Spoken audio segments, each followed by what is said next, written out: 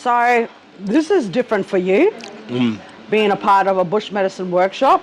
What is it that you'd like to encourage your own mob to do when it comes to being a part of bush medicine workshop, and why should we be practicing bush medicine?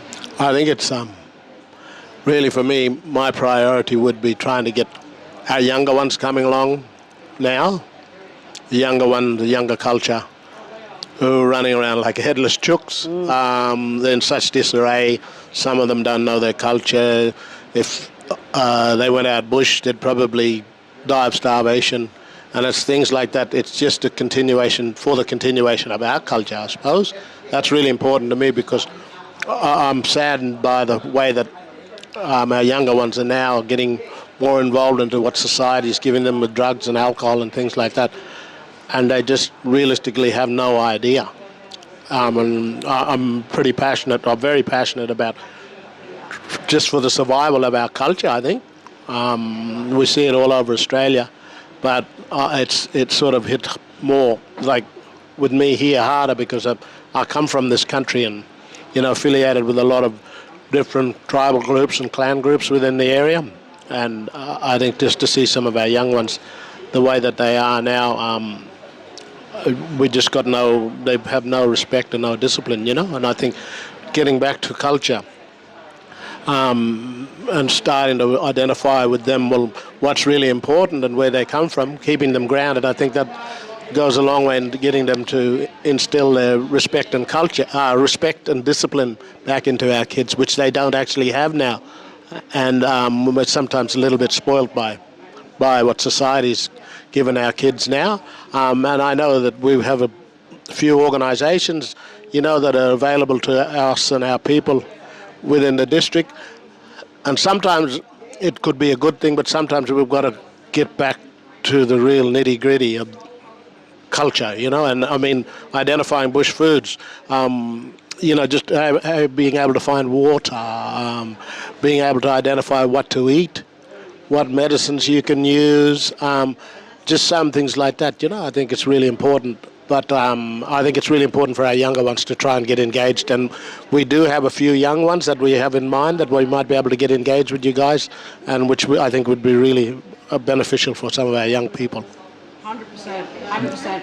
And let's just talk about your upbringing. If mum and dad hadn't instilled that information into your mob when you were younger, that would have been a loss. Yeah. But mum and dad did. They instilled all that into you, and now you've got that to give to, your family and your community. Yeah, because I think it's really, really important, because we wouldn't have known about it, but mum and dad were very traditional people, and their parents were quite traditional, and we know our skin name, our totems and things like that, and we can identify where we come from.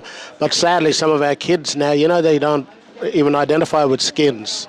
They don't know where they come from, and there's so much going on with, marrying wrong skin. And whereas, if they knew about this, and I think it's sad that it's happening, but they intermarriage. Then you have other issues where you get the intermarriage stuff, and we have kids that come out that may have an abnormality or something like that.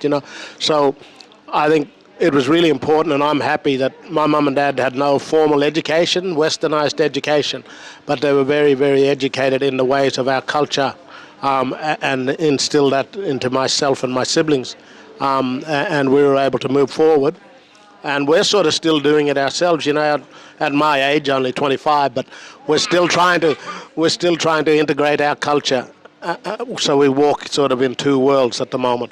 So we're trying to integrate our culture with today's, with non-Indigenous society. So, and it's going to be probably a while before we can actually say that, we're still going to be a part of society. We are being accepted, but a lot of things I find, I shouldn't get too radical, but governments say one thing and go and do the opposite. So saying and doing are two different things. And I think if they were a little bit more passionate and, I suppose, sympathetic and empathetic towards our ways, we wouldn't have to do this all on our own. But sadly, I think that with today's society, we get a lot of buckets full of money, for Aboriginal health and Aboriginal traditional cultural aspects, but it's always people that aren't Aboriginal that are sort of making those decisions, and sometimes it always fails, you know, like, and that's what I find the daunting thing about it. Instead of coming and talking to you and I about what we might perceive as a good,